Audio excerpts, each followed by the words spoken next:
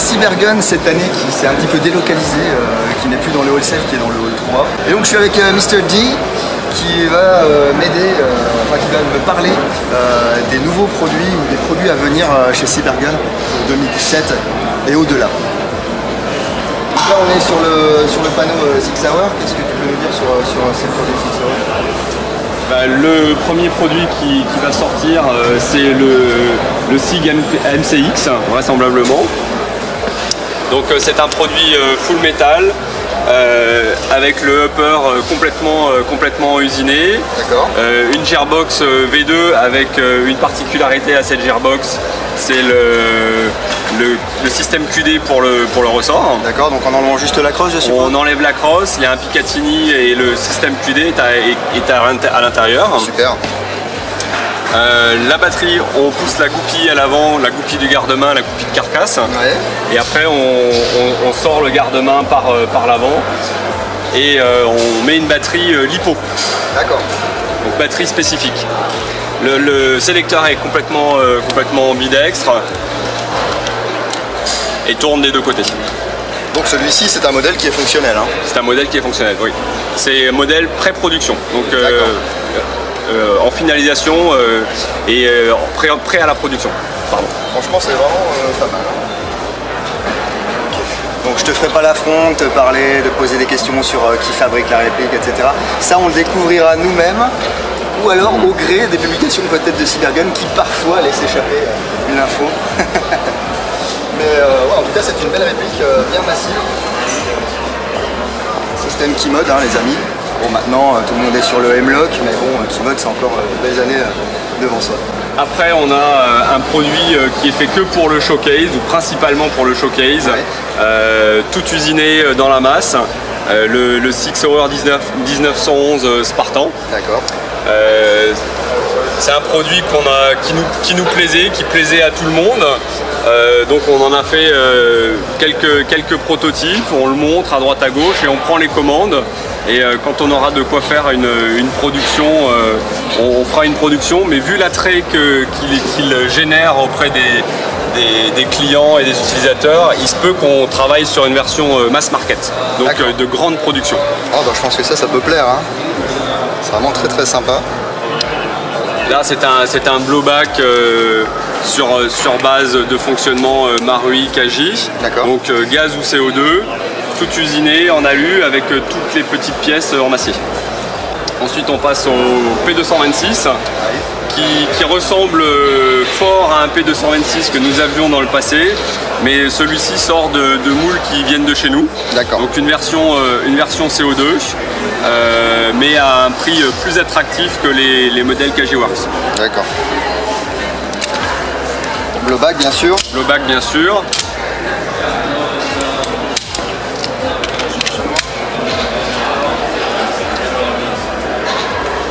On finit par le modèle le plus attendu. Ah, on peut parler du X5. Dans la lignée de tous les modèles avec la finition stainless, on sort le modèle X5 avec toujours cette même finition brossée sur les champs et finition acier inox sur le reste. Une imitation plaquette bois.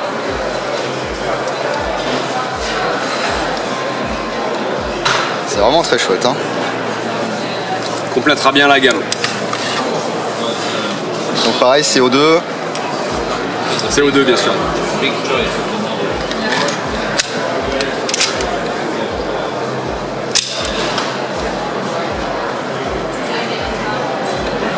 Ça sont vraiment des projets qui sont bien avancés. Prêts à produire. D'accord. Le SP2022, blowback. Oui, tu dois en entendre parler tous les jours comme moi. L'Arlésienne. L'Arlésienne. Donc finalement en production, on est un peu débordé par la production qu'on fait pour la police française. Oui.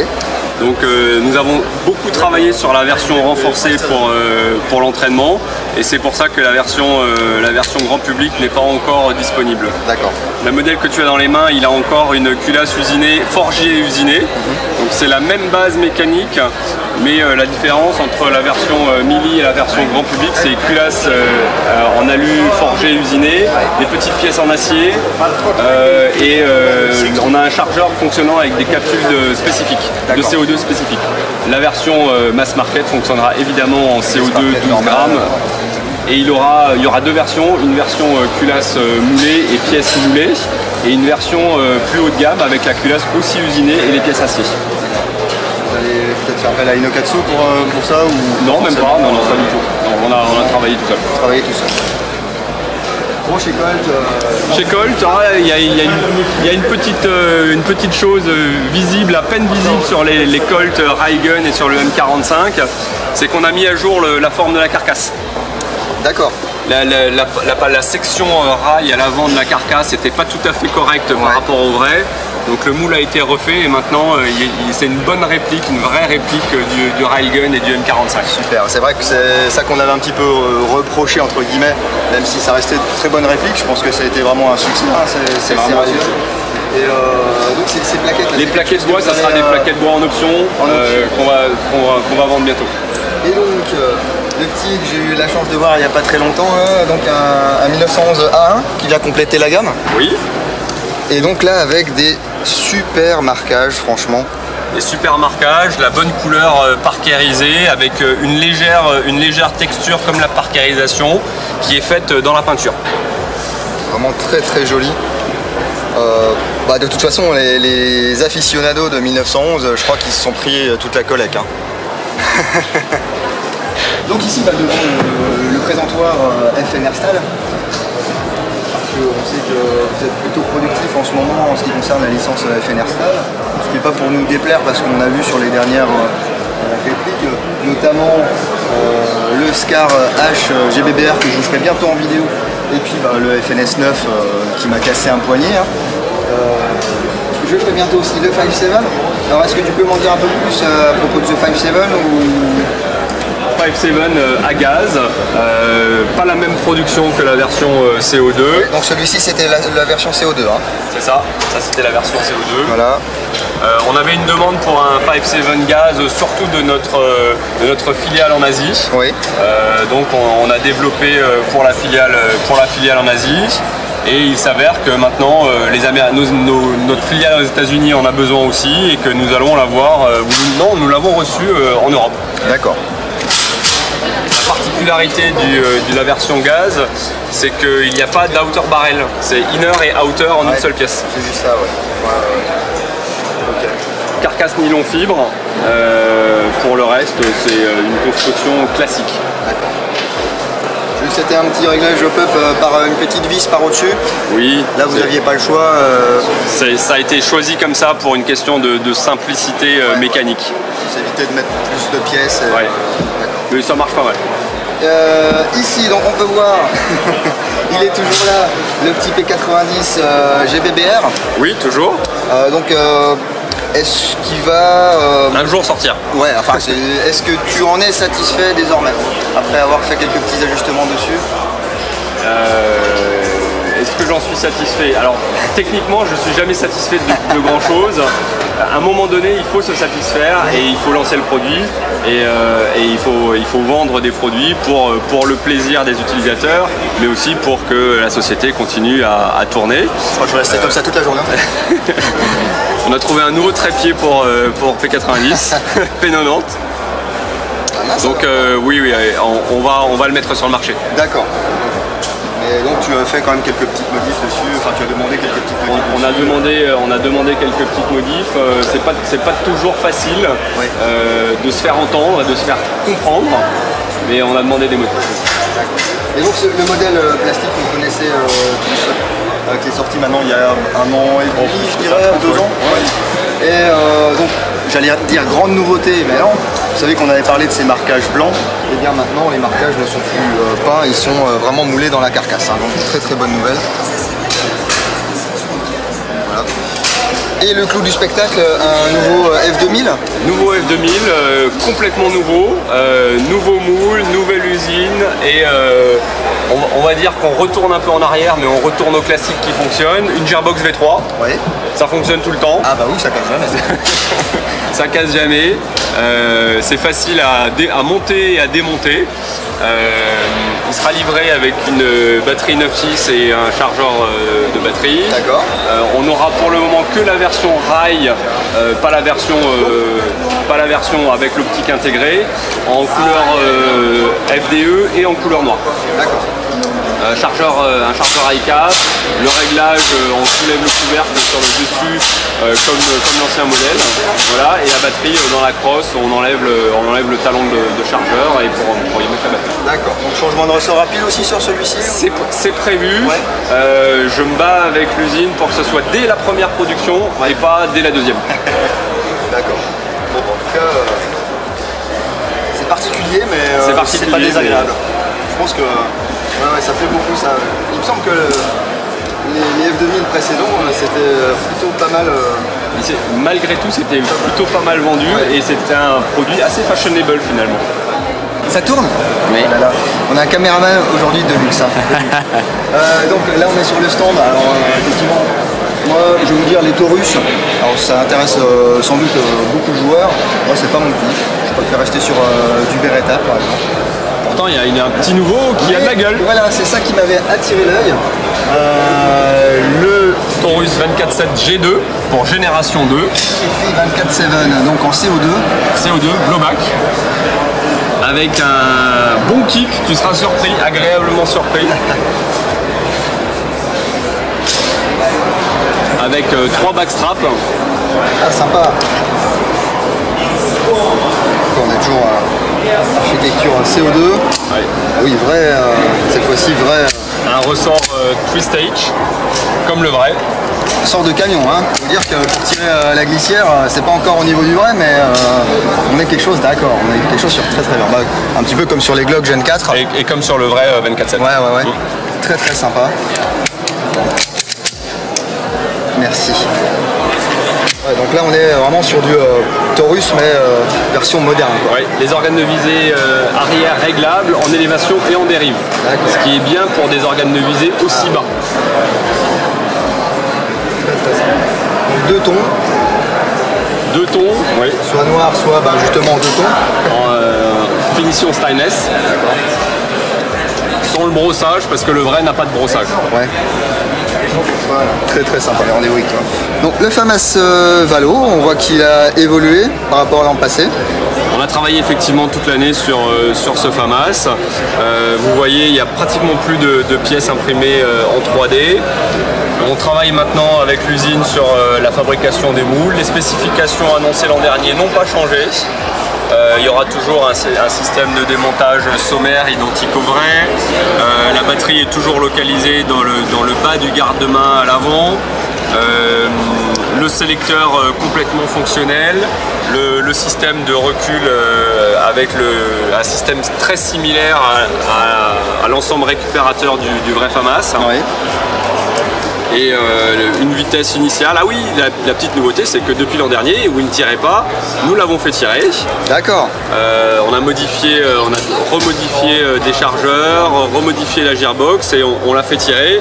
Et je dois dire que depuis un an, il fait à peu près toutes les présentations et il tire très bien pour un produit entièrement fait avec nos petites mains dans nos petits ateliers français. Bon, bah, il va maintenant repartir en Asie pour finaliser le développement et la fabrication des moules. D'accord. Et du coup, je vois qu'il y a un FAMAS F1 Evo en dessous du coup. Alors on l'appelle Evo pour juste évolution. Ouais. Donc l'évolution, elle est pas tellement sur la cosmétique, toujours nylon fibre. La nouveauté, c'est qu'on aura un canon monobloc, ouais. Une vitesse ajustable par l'arrière de la crosse. Vous voyez, il y a un trou ici qui va nous permettre d'avancer et de reculer le spring guide et de faire varier la vitesse de 100 à 120 mètres secondes. D'accord, très très bien. Donc on reste sur la même base, mais amélioration toujours constante. Hein. La même base, mais amélioration constante. Il y aura aussi un MOSFET intégré qui nous permettra de tirer des rafales de 3. Et ensuite, après un quart de seconde, si on reste appuyé sur la détente, il passera en full auto. Ah ok, bah, très très sympa. Et donc la petite nouvelle là en dessous, qui est une Thomson mais version gaz. Thomson version gaz blowback, oui. D'accord. Disponible bientôt avec une belle finition parkérisée. Alors on est sur du vrai bois, j'ai l'impression là. Hein, non, c'est pas du vrai bois. C'est pas du vrai bois, c'est vrai? C'est pas du vrai bois, on y croirait, mais ouais, c'est pas du vrai bois. D'accord. Donc elle tire open bolt comme une vraie Thomson. Ouais. Super. Et ben ça, je pense qu'il y a pas mal de gens aussi qui attendent ce genre de réplique. Un petit produit exotique, ça fait du bien. Alors un petit holster. Un petit holster, ouais, qui paye pas de mine comme ça. Quand on le voit au milieu des autres, on se dit ouais, un holster de plus. Alors ce holster, ça fait 1 an qu'on travaille dessus. Ouais. Il est parti de quelque chose qui me fatiguait. J'aime pas particulièrement les holsters en textile, mais j'aime bien l'idée qu'il soit aussi universel que possible. Donc on a travaillé sur un holster qui permet aujourd'hui, après 1 an de travail, de mettre pratiquement tous les pistolets du 1911 au FNX 45 dedans. Donc ouais, holster universel quoi. Hein. Universel, alors on y met toute la gamme des 1911 rail et non rail, Taurus 24-7 les 2 modèles, tous les modèles de Glock, FNS 9, FNX 45, Jericho, Tanfoglio, M92, tout modèle avec rail et sans rail. D'accord, donc ça c'est un proto ou C'est un proto, encore à imprimante 3D qui va rentrer en phase de moule au mois d'avril, qui sera disponible entre mai et juin. D'accord, et je vois là, il y a une petite roue, donc on pourrait l'adapter droitier-gaucher directement. Là effectivement il est en gaucher, mais on peut l'adapter aussi en droitier évidemment, en changeant le paddle. Ouais. On peut le mettre à la cuisse, on pourra le mettre sous le bras et en molly. D'accord. Donc il y aura, je suppose, des attaches complémentaires. Des attaches complémentaires. Alors en fait le fonctionnement c'est simple, on a un système de verrouillage qui généralement verrouille le pontet dans ce sens-là. Ouais. Nous on l'a tourné, on l'a mis là, ce qui nous permet d'avoir un bouton identique qu'on peut mettre à droite ou à gauche. Le verrouillage c'est un verrouillage classique sur le pontet. Ouais. Et après on fait varier l'épaisseur du holster en serrant les vis qui sont là, qui seront remplacées par des vis molletées, donc on pourra le faire sans outils. D'accord. On fait varier l'épaisseur du holster et une fois, selon les pistolets, selon la hauteur des pistolets à ce niveau sur la carcasse, certains pistolets basculent comme ça dans le holster parce que le FNX 45 c'était le plus grand qu'on voulait y mettre. Donc on a fait une petite pièce excentrique. Une fois que vous avez réglé la largeur de votre holster, vous venez pousser la pièce excentrique contre le dessous du pontet et ça annule le mouvement latéral. Ça cale la réplique, d'accord. Bah ça cale la réplique. Donc pratiquement universel. Super. Bon, voilà un petit logo Glock, voilà. Donc vous savez que Cybergun a la licence pour le marché de défense donc de Glock depuis maintenant 2 ans, je crois, 1 an et demi. Ouais. Et donc il y a plusieurs modèles qui sont venus compléter la gamme 17-19 qui existait déjà. Par contre, vous avez bossé dessus pas mal. Hein. Alors on a effectivement bossé pas mal, d'abord sur la version 17, parce que la version 17, c'est finalement la plus utilisée et la plus demandée par nos clients au niveau de l'entraînement. Vous pouvez sans doute le voir à la caméra, on a refait la carcasse pour avoir une carcasse qui est parfaitement à l'échelle 1. Donc ça va maintenant dans tous les holsters de Glock 17-19. Oui, ça pouvait poser problème aux militaires. Ça posait effectivement problème. On a retravaillé toute la partie piston. Parce qu'il y avait aussi des problèmes avec les pistons rouges qui passaient leur temps à exploser. Le front sight est maintenant fixé par une vis et plus clippé à l'intérieur. Le rear sight pareil. Le reste des spécifications, la culasse est toujours usinée et non injectée. Tout le hammer set est en acier. Et on livre maintenant tous nos Glock avec un chargeur qui fonctionne avec des capsules de 10 grammes et non de 12 grammes. D'accord. Ce qui nous a permis de mettre une chambre d'expansion Le nombre de tirs est identique, mais la vitesse est beaucoup plus stable. Et surtout, on n'a pas les 3-4 premiers tirs qui sont très forts et ensuite une baisse notable du kick et de la vitesse initiale. D'accord. Donc maintenant, surtout, on peut maintenant tirer jusqu'à moins 5 degrés, alors qu'avant, à partir de 5 degrés, il commençait à cracher du liquide. D'accord. Donc voilà pour le travail qu'on a fait sur le 17 et on fait maintenant le même travail sur le 19 qui sera bientôt disponible. D'accord. On travaille aussi sur un chargeur, sur plusieurs chargeurs, parce que ce chargeur c'est toujours un chargeur de 17 avec la rallonge. On travaille sur un chargeur qui sera un chargeur à talon complètement plat et il y aura un chargeur spécifique encore plus court pour le modèle 19. D'accord. Pas de nouvelles pour la licence civile, ce sont donc toujours des produits malheureusement destinés au marché professionnel. Destinés au marché professionnel comme vous pouvez le voir sur la gravure. D'accord. Eh bien merci beaucoup.